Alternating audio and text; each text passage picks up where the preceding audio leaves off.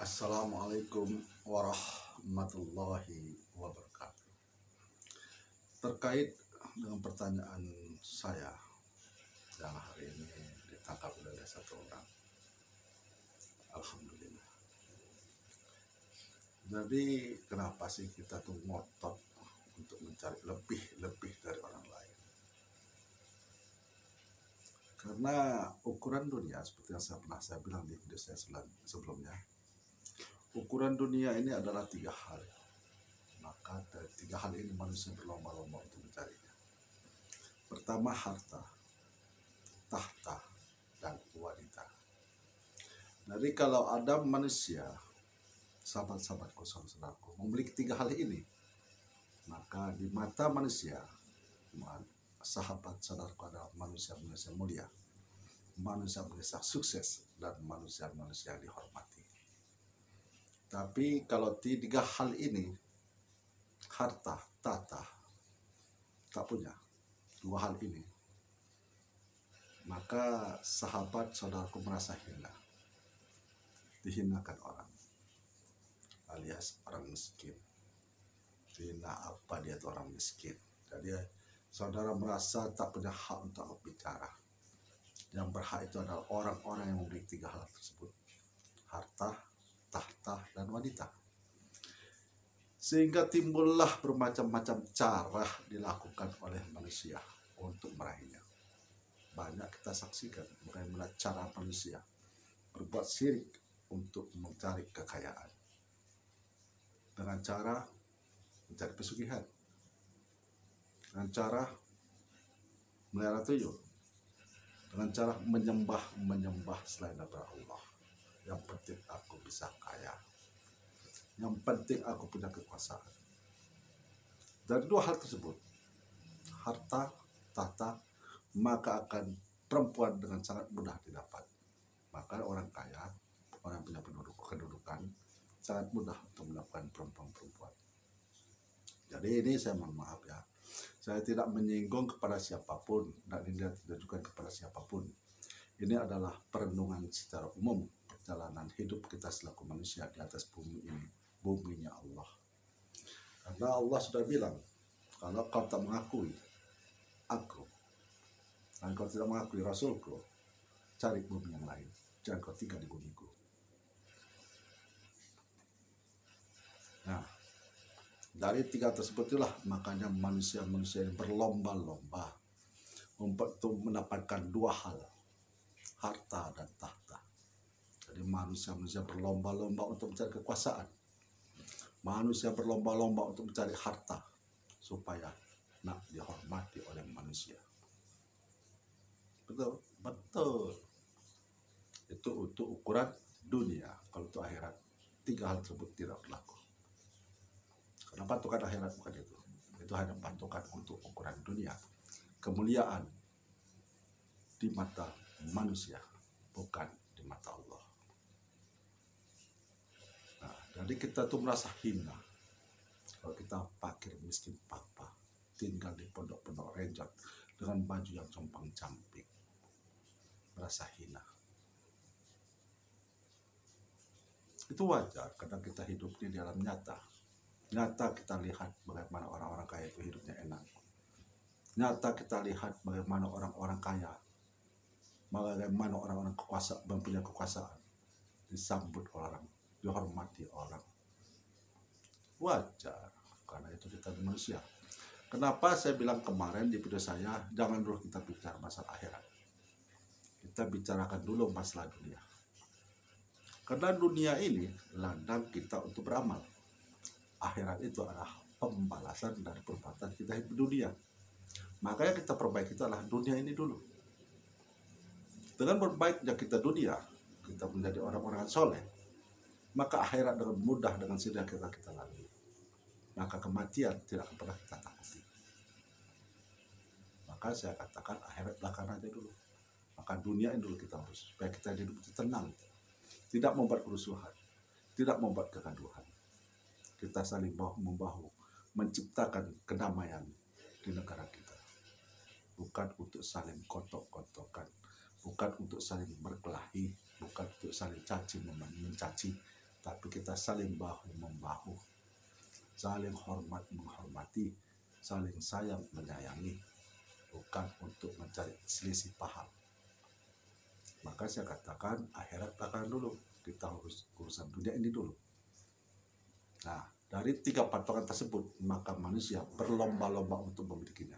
Kalau perempuan, yang ketiga perempuan, itu semua manusia memiliki. Istri-istri kita atau perempuan, kita miliki. Tapi 2 hal ini belum tentu kita miliki, harta dan tahta. Maka manusia berlomba-lomba untuk mencari harta dan tahta, bagaimanapun caranya. Kenapa? Takut di mata manusia itu hina. Takut di mata manusia itu tidak dihargai. Kalau saya tidak. Saya tidak takut untuk tidak dihargai. Saya ini bukan siapa-siapa. Saya tak punya ilmu agama. Guru saya sudah saya katakan. Guru saya orang yang tak dikenal. Dan tak mau dikenal.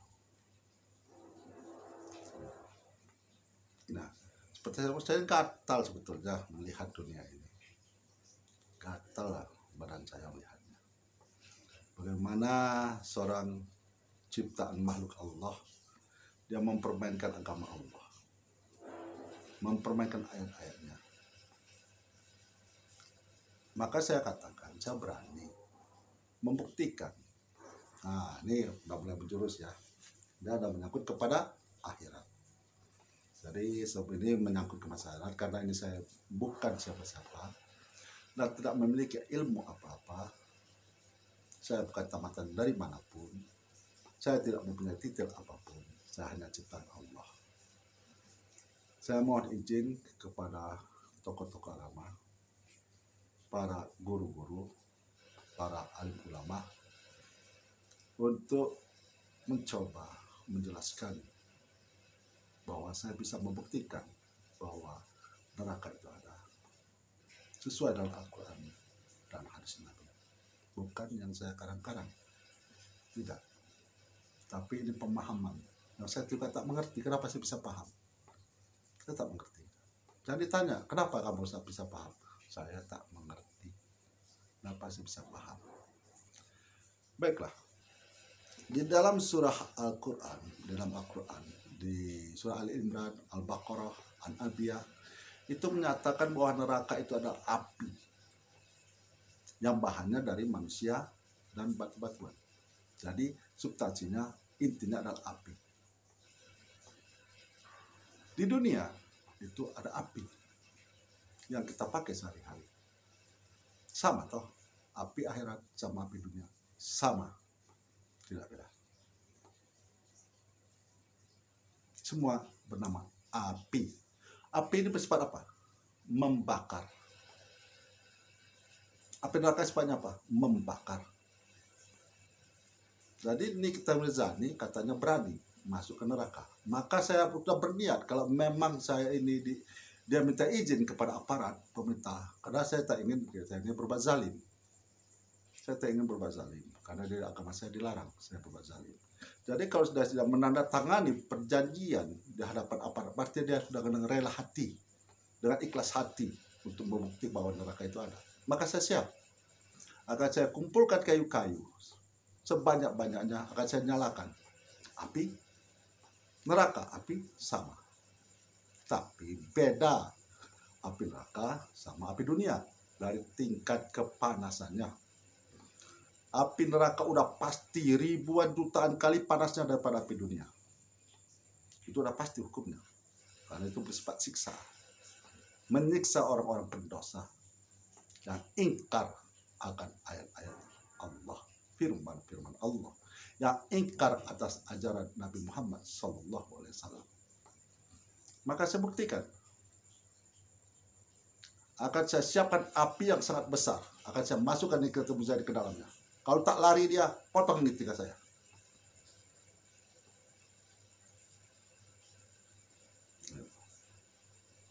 Saya bukan siapa-siapa. Saya tak punya ilmu apa-apa. Bahwa firman-firman Allah itu bisa dibuktikan. La hawla wala quwata illa billahil azim. Salah satu contoh saya ambil. Tiada dayaku ya Allah, tiada kekuatanku ya Allah, kecuali dalam pertolonganmu. Bukti nyata orang lumpuh, stroke. Kalau dia punya kekuatan, kenapa dia tidak bisa berjalan? Kalau memang itu punya kekuatan dia, kenapa dia tidak bisa jalan? Kenapa dia lumpuh? Kenapa tangannya tak bisa diangkat? Kalau memang dia punya kekuatan. Maka kaitannya itu tadi, la hawla wala quwata illa billahil azim. Ya Allah, tiada dayaku, tiada kekuatanku kecuali pertolongan Allah. Jadi kita dibanggakan Allah. Dia berbagi pertolongan. Yang kita bisa bergerak berjalan ini kan nikmat yang dikasihnya.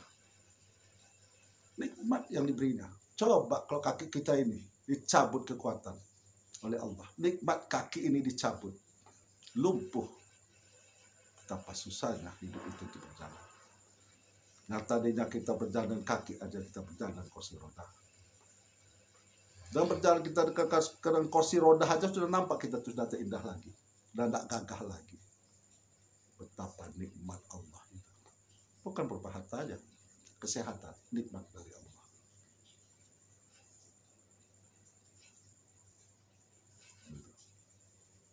Jadi kalau sudah saya katakan bahwa ayat-ayat Allah itu adalah benar, Al-Quran itu adalah benar, firman Allah benar dan bisa dibuktikan.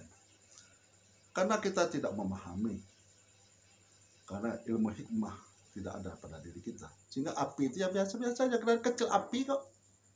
Api aja kok. Padahal kalau dikaitkannya kepada neraka, api kok sama apinya. Tapi bedanya tingkat kepanasannya. Udah pasti hukumnya tingkat kepanasan api neraka itu lebih daripada api dunia.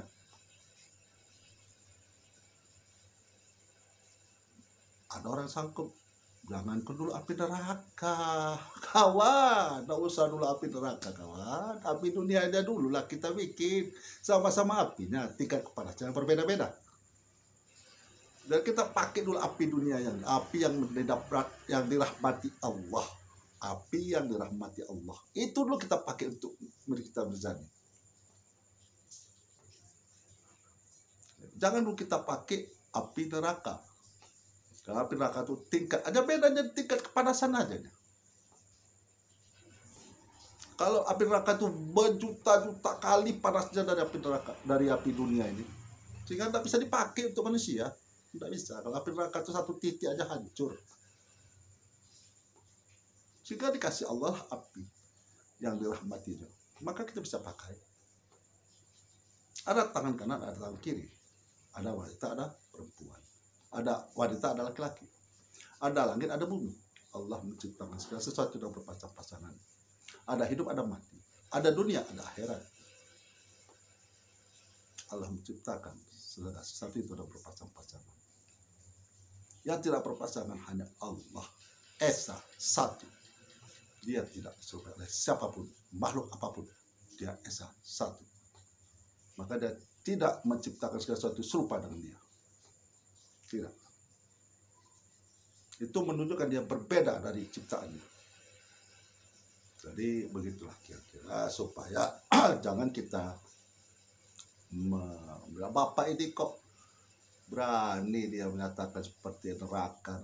Mana pernah menyaksikan neraka itu saya belum. Tapi paham akan neraka itu saya sudah. Entah kenapa bisa begitu. Jangan ditanya, saya tak mengerti. Saya paham. Kenapa datang seperti itu? Saya tak mengerti. Saya tak pernah meminta. Tapi saya diberi. Jadi neraka itu berupa api. Yang bahan daripada api neraka itu adalah manusia dan batu-batuan. Unsur alam. Api, tanah, angin. Api, tanah, angin, air. Jadi di antara 4 unsur ini yang Allah pakai adalah api untuk menyiksa manusia. Makanya kalau jari kita ini kena api, aduh, langsung menangkat. Jangan api tangan ini, karena percikan rokok ini aja. Rokok, langsung di tangan mengadu. Itu baru api yang dapat rahmat datangnya dari Allah. Bagaimana kalau api neraka? Ada orang yang menyatakan sanggup masuk ke api neraka.